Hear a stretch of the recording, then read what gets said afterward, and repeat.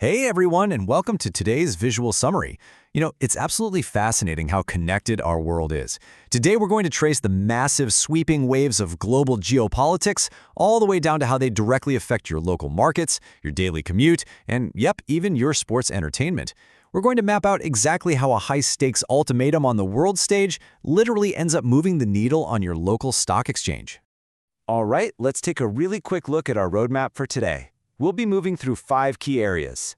First, global geopolitics and diplomacy. Second, oil prices and Hajj diplomacy. Third, regional security and drills. Fourth, Pakistan Super League updates. And finally, number 5, interest rates and the stock market. Let's get right into it. Section 1, global geopolitics and diplomacy. We're kicking things off right at the very top of international diplomacy. And right now, a flurry of rapid-fire meetings and some pretty intense ultimatums currently has the entire world on edge. To really grasp the pressure cooker we're looking at, you have to follow the timeline. It starts with the White House confirming they're actively reviewing an Iranian proposal, one that suggests opening the Strait of Hormuz. Meanwhile, Iran's foreign minister takes a direct message straight to President Putin over in Russia. And all of this builds up to a highly aggressive climax, President Trump issuing a stark 3-day ultimatum to Iran to save its oil facilities. Just 3 days. And man, this just perfectly illustrates the geopolitical divide we're seeing play out in real time. On one side, you have Washington's official stance, with Secretary of State Marco Rubio threatening a severe reaction if Gulf tensions rise, essentially refusing to accept any Iranian monopoly. But then on the flip side, President Putin promises to maintain strategic relations and pledges support for the Iranian people. So you've got two superpowers taking two vastly different approaches to the exact same crisis. Now here's where things take a bit of a surprising turn.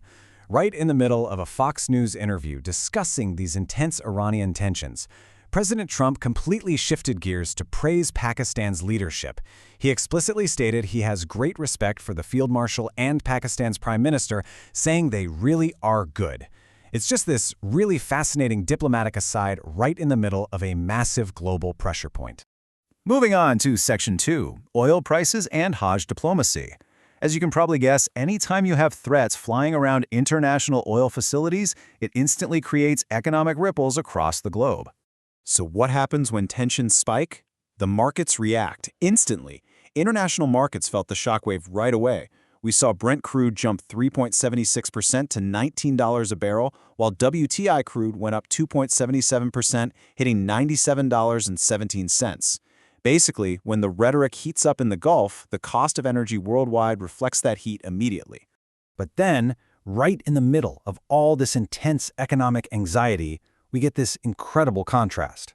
Over 3,000 Iranian pilgrims just arrived in Saudi Arabia for Hajj. And they weren't just allowed in, they were warmly welcomed with flower crowns. It's a massive, tangible display of soft power diplomacy.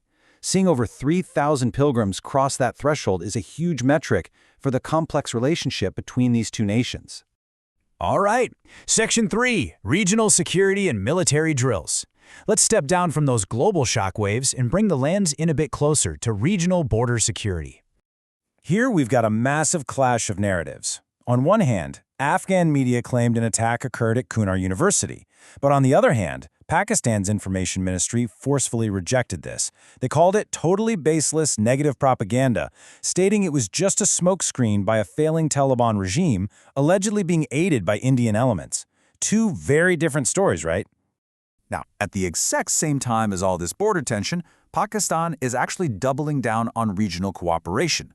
They just launched a 2-week joint anti-terrorism drill called Shake Hands 2. This brings the elite Pakistan Army SSG together with Sri Lankan Special Forces. So alongside the diplomatic disputes, you have these very proactive, cooperative security measures happening simultaneously. Section 4, Pakistan Super League updates. Okay, let's shift gears entirely and bring it much closer to home to some highly anticipated local entertainment, the PSL 11 playoffs. For all you cricket fans out there, here is your playoff roadmap. The electric excitement kicks off tonight at 7 p.m. in Karachi with the qualifier, Peshawar Zalmi taking on Islamabad United. Then on April 29th, Eliminator 1 heads to Lahore, with the Multan Sultans facing the Hydra Kingsmen. All of this, of course, is building up to the grand final on May 3rd. And we've got some great news straight from the top. The Prime Minister officially greenlit these matches to be played live in stadiums. But, and this ties right back to those energy costs we just talked about, fans are being strongly urged to use public transport to get to the games to conserve national fuel. Oh, and the PM also extended his best wishes to all 4 teams. And honestly, the best part? The barrier to entry is super accessible. Tickets for the qualifiers start in just 500 rupees. Now sure, if you want the VIP gallery seats for the final, that'll run you up to 12,000, but overall, it's a wonderfully accessible event for the public.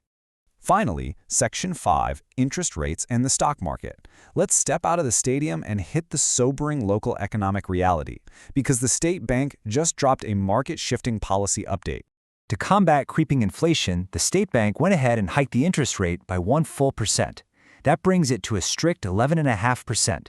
What's kind of wild about this is that they're tightening the belt despite boasting a 174 million current account surplus. They are clearly making inflation control their absolute top priority right now. And you can probably guess how the market reacted, right? Swiftly and, let's just say, pretty brutally.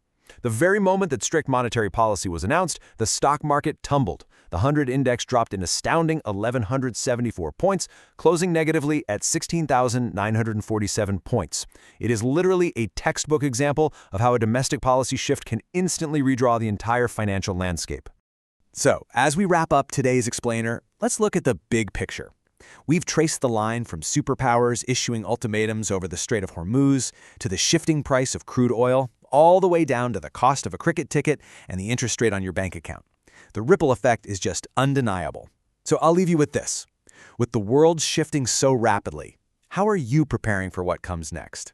Thanks so much for exploring this with me today, and keep questioning the connections around you.